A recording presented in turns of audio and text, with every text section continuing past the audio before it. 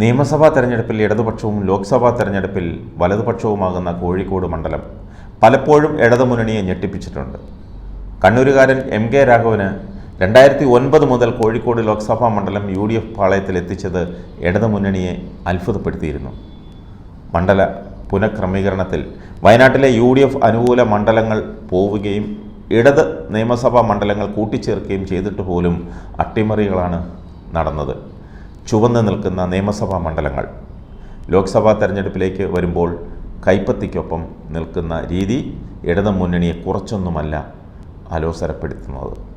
2009 മുതൽ എം.കെ. രാഘവൻ കോഴിക്കോട്ടുകാരുടെ രാഘവേട്ടനാണ്. കഴിഞ്ഞ തവണ ഹാട്രിക് വിജയം നേടി ഇപ്പോൾ 4ാം അംഗത്തിന് ഇറങ്ങിയ രാഘവനെ വീഴ്ത്താൻ ഇടതുമുന്നണി കരുത്തനായ സ്ഥാനാർത്ഥി എളമരം കരീമിനെയാണ് രംഗത്തിറക്കിയിരിക്കുന്നത്. ഏതു വിധേനയും കോഴിക്കോട് ചുവപ്പിക്കുകയാണ് CPMൻ്റെ ലക്ഷ്യം. അതിനായിട്ടാണ് രാജ്യസഭ MP കൂടിയായ എളമരം കരീമിനെ ഇറക്കി കളിക്കുന്നത്. BJP വോട്ടുകൾ ഏകീകരിക്കാൻ BJP ഇറക്കിയിരിക്കുന്നത് MT രമേശിനെയാണ്. മണ്ഡലത്തിൻ്റെ പൊതു സ്വഭാവം നോക്കിയാൽ നിയമസഭയിൽ ഇടത്തോട്ടും ലോക്സഭയിൽ വലത്തോട്ടും ചായ്വുണ്ടെങ്കിലും കോൺഗ്രസിനും മുസ്ലിം ലീഗിനും ശക്തമായ വേരോട്ടമുള്ള മണ്ണാണ്. ബാലുശ്ശേരി, എലത്തൂർ, കോഴിക്കോട് നോർത്ത്, കോഴിക്കോട് സൗത്ത്, ബേപ്പൂർ, കുന്നമംഗലം, കൊടുവള്ളി എന്നീ നിയമസഭാ മണ്ഡലങ്ങൾ ചേർന്നതാണ് കോഴിക്കോട് ലോക്സഭാ മണ്ഡലം. ഇതിൽ 7-ൽ 6 നിയമസഭയെ പ്രതിനിധീകരിക്കുന്നത് ഇടത് MLA-മാരാണ്. കോഴിക്കോട് ലോക്സഭാ മണ്ഡലത്തിൻ്റെ ചരിത്രമെടുത്താൽ കോൺഗ്രസ് തന്നെയാണ് കൂടുതൽ പ്രാവശ്യവും വിജയക്കൊടി പാറിച്ചിട്ടുള്ളത്. ജനതാദളും മുസ്ലിം ലീഗുമെല്ലാം മണ്ഡലത്തിൽ വിജയിച്ചു കയറിയിട്ടുണ്ട്. 1980-ൽ ഇമ്പിച്ചി ബാബയിലൂടെ CPM മണ്ഡലം തിരിച്ചു പിടിച്ചിട്ടുണ്ട്. കുത്തക ചരിത്രമെന്ന് ആർക്കും അവകാശപ്പെടാൻ അവസരം നൽകാത്ത കോഴിക്കോട് പക്ഷേ എം.കെ. രാഘവന് ഹാട്രിക് വിജയം നൽകി. 2009-ൽ ഇടത് അനുകൂല മണ്ഡലമായി കോഴിക്കോടിനെ വിലയിരുത്തിയവരെ ഞെട്ടിച്ചാണ് രാഘവൻ പടയോട്ടം തുടങ്ങിയത്. വെറും 838 വോട്ടിൻ്റെ ഭൂരിപക്ഷത്തിലാണ് അന്ന് ജയിച്ചത്. കോഴിക്കോട്ടുകാരനല്ലാത്ത സ്ഥാനാർത്ഥി എന്ന വിശേഷണത്തോടെ കോഴിക്കോടെത്തിയ രാഘവനെ വീഴ്ത്താൻ അന്ന് CPM ഇറക്കിയത് യുവ നേതാവും കോഴിക്കോട്ടുകാരനുമായ PA മുഹമ്മദ് റിയാസിനെയായിരുന്നു. അതായത് ഇപ്പോഴത്തെ ടൂറിസം വകുപ്പ് മന്ത്രി. 2014-ൽ കൈവിട്ടുപോയ സീറ്റ് തിരിച്ചു പിടിക്കാൻ ഇടതുമുന്നണി കളത്തിലിറക്കിയത് CPM കേന്ദ്ര കമ്മിറ്റി അംഗം A. വിജയരാഘവനെയാണ്.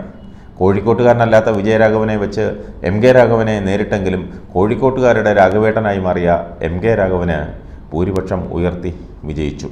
2009-ലെ 838 വോട്ടിൽ നിന്നും എം.കെ. രാഘവൻ്റെ ലീഡ് 16,883 ഉയർന്നു.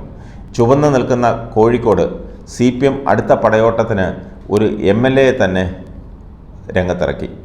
എം.കെ. രാഘവൻ്റെ ഹാട്രിക് തടയാനായി ജനകീയ MLA പരിവേഷമുള്ള A. പ്രദീപ് കുമാറിനെയാണ് CPM കളത്തിലിറക്കിയത്. എം.കെ. രാഘവൻ്റെ മങ്ങലേൽക്കാത്ത വ്യക്തിപ്രഭാവത്തിനൊപ്പം രാഹുൽ ഗാന്ധി വയനാട്ടിലെത്തിയതിൻ്റെ ആവേശം കേരളക്കരയാകെ വീശിയപ്പോൾ കോഴിക്കോടും ആ ഓളത്തിൽ നിറഞ്ഞു കവിഞ്ഞു. രാഘവൻ്റെ ഭൂരിപക്ഷം 85,225 വോട്ട്. ഹാട്രിക് വിജയമെന്ന കോഴിക്കോട് ഇതുവരെ കാണാത്ത നേട്ടം എം.കെ. രാഘവൻ്റെ പോക്കറ്റിൽ വീണു.